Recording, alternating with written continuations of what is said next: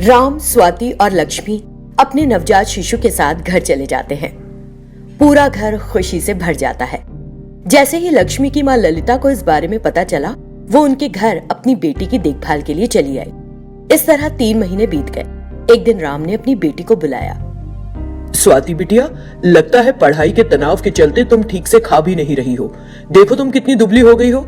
तुम समय से खाया करो और अपनी सेहत अच्छे रखो। ऐसा कुछ नहीं है बाबा, मैं अच्छे से खा रही हूँ। मेरे बारे में चिंता न करें। कल से मेरे इम्तिहान शुरू हो रहे हैं, मुझे जाकर पढ़ना चाहिए। ठीक है बिटिया, जाओ पढ़ाई करो। फिर वो वहां से आंगन में चला गया। ललिता ने सब कुछ सुन लिया था। वो लक्ष्मी के पास आकर बोली, तुम्हारा पति तुम्हारे और तुम्हारे बेटे के साथ ठीक नहीं कर रहा है। लक्ष्मी उससे पूछती है, क्यों अम्मा, तुम ऐसा क्यों कह रही हो? जब से यहाँ आई हूँ तब से देख रही हूँ। देखो तुम्हारा पति इस बात पर ज्यादा चिंतित हो रहा है कि उसकी बेटी ने ठीक से खाना खाया कि नहीं। बेटे के होने की खुशी तो है ही नहीं शायद। मैं इतने दिनों से देख रही हूँ, उसने अपने बेटे को एक बार प्यार तक नहीं किया है। ऐसी कोई बात नहीं है अम्मा, तुम्हें यूं ही बुरे ख्याल आ रहे हैं। देखो तुम्हारा पति आ रहा है, एक बार उससे बच्चे को चूमने को कहो जरा। ठीक है, मैं कहती हूँ, रुको। तभी राम किसी काम से बाहर जाने लगता है। इसी बीच, अरे सुनिए, बच्चा बुला रहा है आपको, जरा एक बार आकर ले लो जरा। राम ने सुना तो कहा, मैं जब वापस आऊंगा तब लूंगा, अभी मैं एक जरूरी काम से बाहर जा रहा हूँ। ये कहते हुए वो घर से चला गया। तब ललिता ने कहा, मैंने नहीं कहा तुझसे, वो अपनी बेटी को बेटे से ज्यादा प्यार करता है। तब लक्ष्मी किसी बात पर सोचने लगी और पूछा, तो अब मैं क्या करूं मां? इस बात का ध्यान रखो कि राम तुम्हारी हर बात सुने, नहीं तो अपनी सारी संपत्ति अपनी बेटी के नाम लिख देगा। फिर तुम्हारे बेटे के लिए कुछ नहीं बचेगा। उसने हर तरह से लक्ष्मी को भड़काने की कोशिश की ताकि उसका दिल स्वाति के लिए बुरा हो जाए। राम, जो थोड़ी देर के लिए बाहर गया था, वापस आकर सीधा स्वाति के कमरे में जाता है। ये लो बिटिया, तुमने कहा था कि तुम्हें कॉलेज की फीस भरनी है ना? उसने उसके हाथ में पैसे दिए, कमरे से बाहर आकर अपने बेटे के पास गया, उसे उठाया, उसे चूमा और फिर चला गया। कुछ दिन ऐसे ही बीत गए और इन कुछ दिनों में ललिता ने जबरन लक्ष्मी के दिल में स्वाति के लिए उन चीजों के लिए नफरत पैदा कर दी जो अस्तित्व में थी ही नहीं।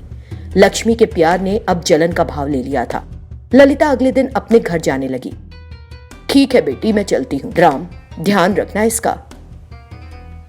सासू माँ, क्या आप कुछ और दिन नहीं रुक सकती? मैं कुछ दिनों बाद फिर आ जाऊंगी। लक्ष्मी, जरा सावधान रहना। ललिता अपने गांव चली गई। कुछ देर बाद राम भी खेत के लिए निकल गया। स्वाति अपने छोटे भाई के साथ खेलने के लिए जाने लगी। वो उसे गोदी में लेने लगी।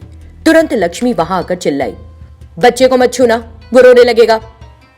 क्यों माँ, वो रोज तो नहीं रोता, आज मेरा छोटा भैया क्यों रोएगा भला? ये कहते हुए वो उसे फिर उठाने लगी। एक बार में बात समझ नहीं आती है क्या? जब मैं मना कर रही हूँ कि नहीं उठाना है, तुम फिर भी उठा रही हो। लक्ष्मी ने बच्चे को खुद उठाया और वहां से दूर चली गई। स्वाति को उसका व्यवहार समझ नहीं आया, लेकिन उसके इस तरह से बात करने से वो बहुत दुखी हो गई। अपने कमरे में जाकर रोती रही।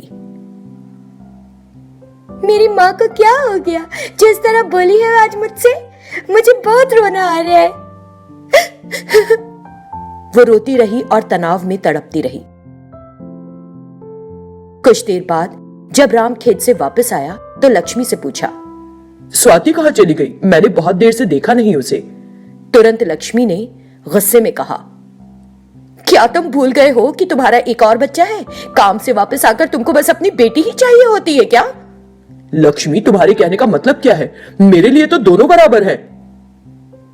स्वाति ने दूसरे कमरे से सब सुन लिया। मेरी माँ का दिल किसी बात से बदल गया है, नहीं तो वो ऐसी बात कभी नहीं कहती।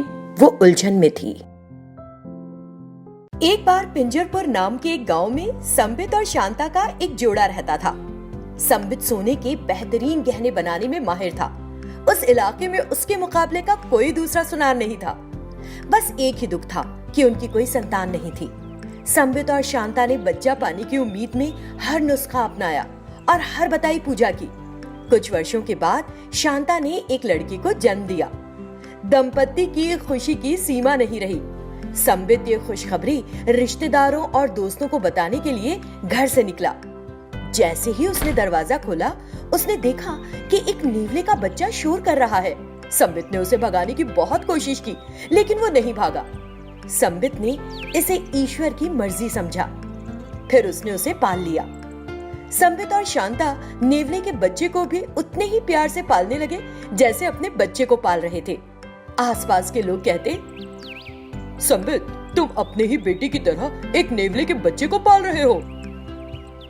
संबित और शांता अपने बच्चे को हर पल निहारा करते। शादी के इतने सालों बाद, इतनी मन्नतों के बाद जो हुआ था। एक दिन शांता अपनी पड़ोसन के साथ नदी पर जा रही थी। गांव की औरतें कपड़े नदी पर ले जाकर धोया करती थीं। जाते वक्त उसने संबित से कहा, सुनिए, मैं कपड़े धोने जा रही हूँ, मुझे देर हो सकती है। हमारे बच्चे को देखते रहना, उसके पालने के पास ही बैठना। उधर शांता गई और इधर जमींदार का संदेशा आ गया। संबित, जमींदार ने मुझे आपको अपने साथ लाने के लिए कहा है। उनकी बेटी की शादी तय हो गई है। शादी 1 हफ्ते में ही है। वे कुछ गहने बनवाना चाहते थे आपसे। चलिए मेरे साथ। संबित मुश्किल में पड़ गया कि बच्चे को किसके पास छोड़कर जाए। शांता अभी घर पर नहीं थी। उसके आने में कम से कम 2 घंटे तो लगेंगे। उधर तुरंत न जाने पर जमींदार नाराज हो जाएगा। कई तरह से सोचने के बाद उसने जाने का फैसला किया। संबित ने पालने में सो रहे अपने बच्चे की जिम्मेदारी उस नेवले को सौंपी। उसने घर का दरवाजा बंद कर दिया और जमींदार के घर चला गया। बच्चा आराम से सो रहा था। नेवला पालने के बगल में बैठकर बच्चे की रखवाली करने लगा। इस बीच एक काला जहरीला सांप किसी दरार से घर में घुस गया। सांप फुफकारते हुए इधर उधर रेंगा और फिर उस पालने की तरफ आ गया जिसमें बच्चा सो रहा था। वो पालने पर चढ़ने लगा। नेवले ने जैसे ही सांप को देखा, उसने एक भी पल गवाए बिना उस पर छलांग लगा दी। काले सांप और नेवले की जमकर लड़ाई हुई।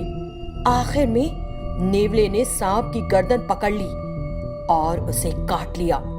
तुरंत ही सांप ने दम तोड़ दिया, लेकिन नेवले का गुस्सा कम नहीं हुआ।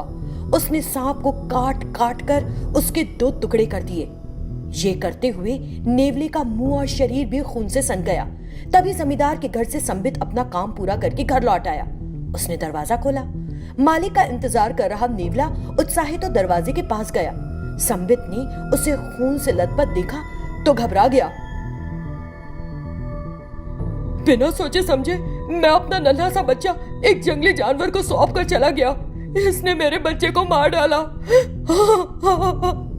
बिना बात को समझे उसने एक चाकू उठा लिया और बेजुबान नेवले को उठाकर उसके शरीर में घोंप दिया। इस तरह बेचारे निर्दोष नेवले ने तड़प तड़प कर अपनी जान दे दी। फिर वो बच्चे वाले कमरे में गया और सांप को मरा हुआ देखा और ढेर सारा खून। बच्चा अपने पालने में सुरक्षित था। संबित तुरंत समझ गया कि क्या हुआ होगा। हे भगवान, मेरी जल्दबाजी और खराब सोच की वजह से मैंने उस नेवले की हत्या कर दी जिसने सांप से मेरे बच्चे की जान बचाई। ये मैंने क्या कर दिया।